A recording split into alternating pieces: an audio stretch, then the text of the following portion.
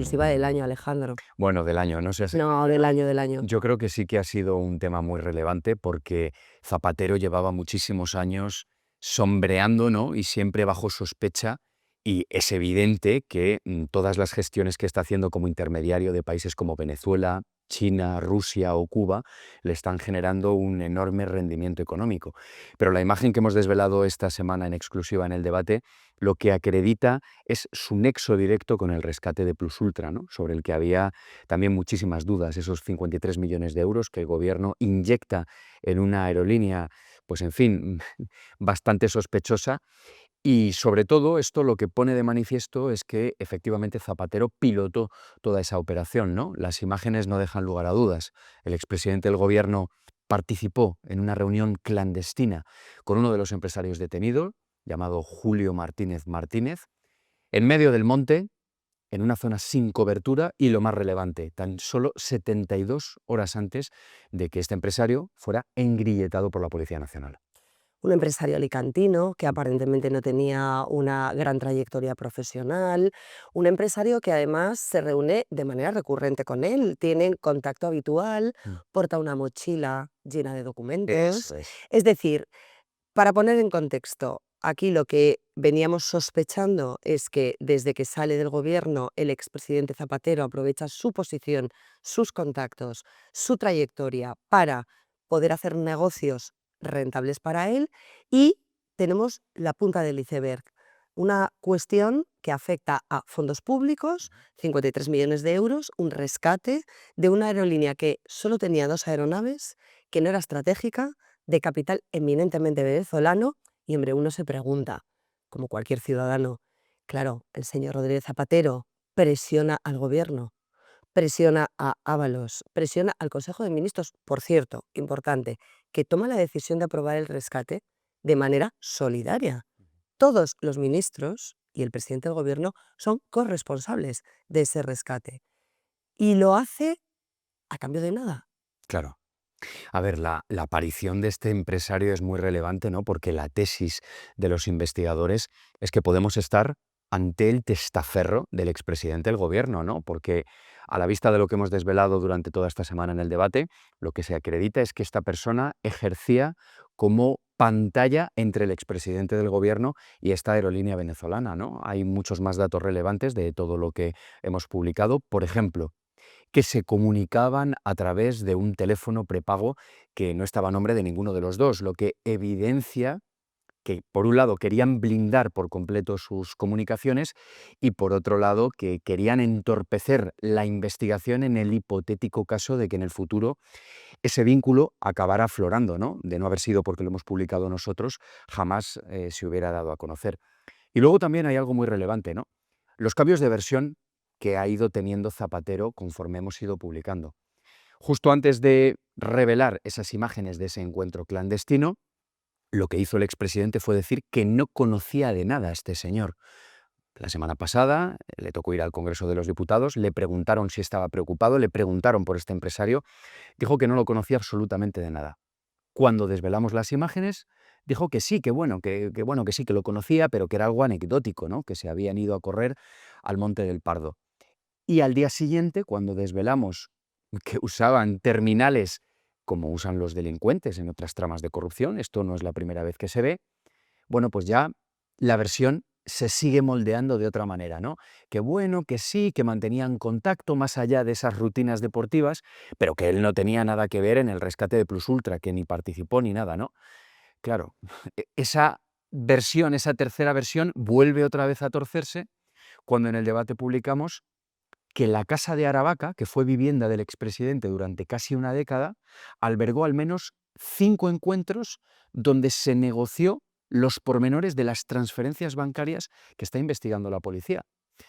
Que los agentes están centrados ahora mismo en saber dónde está el paradero, cuál es el paradero de esos 53 millones de euros. Fíjate que la sensación de quienes leemos, investigamos, perseguimos, ¿no? Este tipo de comportamientos, este tipo de conductas, es doble. Por una parte, se genera la desconfianza de pensar que cada vez que un socialista últimamente dice no me consta, no lo conozco de nada, y cuanto más contundentemente lo afirma, es que más tiene que callar sobre algún aspecto de los que le han puesto bajo la lupa o bajo la sospecha de presuntas irregularidades. Y la segunda, la sensación de que eso que inició Zapatero, ese socialismo populista, de las comisiones o presuntas comisiones irregulares, de los lobbies. Hablabas de Venezuela, pero también está China sobre la mesa, que ha continuado y que ha agudizado Pedro Sánchez hasta límites insospechados, rebajando muchísimo el nivel además de quienes le rodeaban, es la descomposición ahora mismo, el azucarillo que se empieza a disolver y del que se van separando las piezas para que cada uno asuma sus responsabilidades. Y en buena medida, el agua, el disolvente, están siendo los mismos que participaron de esas tramas. Koldo, Ábalos, antes de entrar en prisión, van dejando perlitas. Y esta sensación de que es un fin de etapa, que es un fin de ciclo, lo que hace es precipitar la impresión de que vamos a saber muchas cosas en muy poco tiempo y de que a lo mejor, después de tantos años, los que hicieron tanto daño a nuestro país, a lo mejor tienen que asumir sus responsabilidades judiciales. Sí, totalmente. Pero yo creo que hubiera sido mucho más productivo que todas estas revelaciones que están haciendo tanto el exministro José Luis Ábalos como Koldo García, no desde prisión, porque ha sido en una entrevista que Antes se de. pactó antes de ingresar en la cárcel, pues se hubieran reunido con la Fiscalía Anticorrupción o lo hubieran declarado todo esto en el Tribunal Supremo, porque tuvieron la oportunidad no en una ocasión, sino en mucho más de una ocasión. Aquí se habla de dónde está el dinero, ¿no? No solo en el caso de Zapatero, sino de todas estas tramas de corrupción que tenemos ahora encima de la mesa. El dinero ya está, o sea, el dinero ya ha aparecido. Tenemos la constructora Servinavar, que era la tapadera que usaba la red para primero cobrar y luego blanquear las comisiones ilegales, y se trataba de una sociedad instrumental que luego daba trabajo, no sé si trabajaban, pero en teoría daba trabajo y suministraba varias nóminas a todo el entorno familiar y político de Cerdán. En la Entonces, política nunca hay casualidades, ujú, siempre hay causalidades.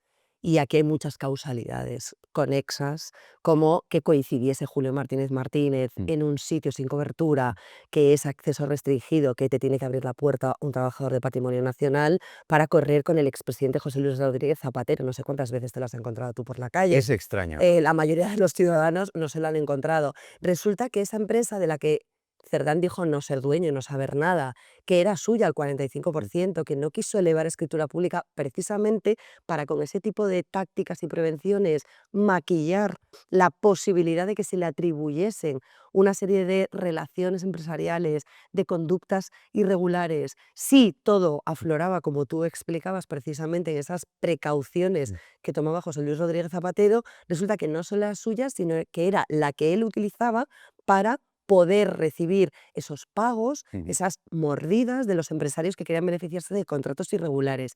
Y resulta que, curiosamente, cuando se entra y se registra la SEPI, por ejemplo, se descubre que el expresidente ahora es trabajador de la empresa de Cerdán Servinadar, o es decir, no hay más empresas en toda España, o es que toda esta gente ya tenía su propia red tejida para colocarse unos a otros, taparse unos a otros, arroparse unos a otros y ganar pasta todos a costa de los demás. Es que ahí está la clave, ¿no? Porque lo que están demostrando todas estas tramas de corrupción, que al final todas están conectadas y Todas. todas tienen un denominador común, que El es uno. Pedro Sánchez y el Palacio de la Moncloa, aparte de estar conectadas, lo que demuestran no es que se corrompieran al llegar al poder, sino que ya estaban corrompidos antes y que todo el entramado societario que a día de hoy estamos investigando nosotros los periodistas de investigación, la policía, la Guardia Civil y los jueces, ya estaba diseñado y estaba a pleno rendimiento antes incluso de que llegaran al poder. El expresidente del gobierno, José Luis Rodríguez Zapatero, nunca ha explicado el origen de su patrimonio inmobiliario millonario. Cada vez tiene más inmuebles.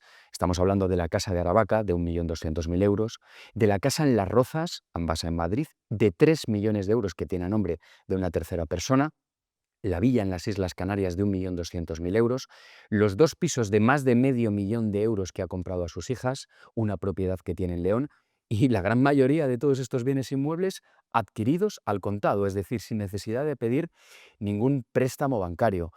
Todo lo que rodea a la cita clandestina que hemos desvelado esta semana, está lleno de incógnitas que iremos desvelando poco a poco.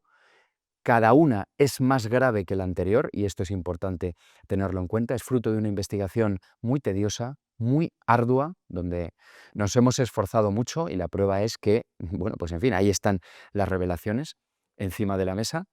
Y yo lo que te puedo decir, María, es que, por supuesto que el objetivo del encuentro es que jamás trascendiera. Estaba blindado, Zapatero usó a sus escoltas, 6. 6 agentes, 4 4 coches. coches para blindar todo aquello. Efectivamente, gran Toma parte muchas molestias. del recorrido fue por un camino de paso restringido gestionado por Patrimonio Nacional. Y yo lo que te puedo decir ahora es que aún faltan muchos nombres posarea. Bono. ¿Quién? Bono. ¿José Bono? Ahora mismo no caigo, no lo sé.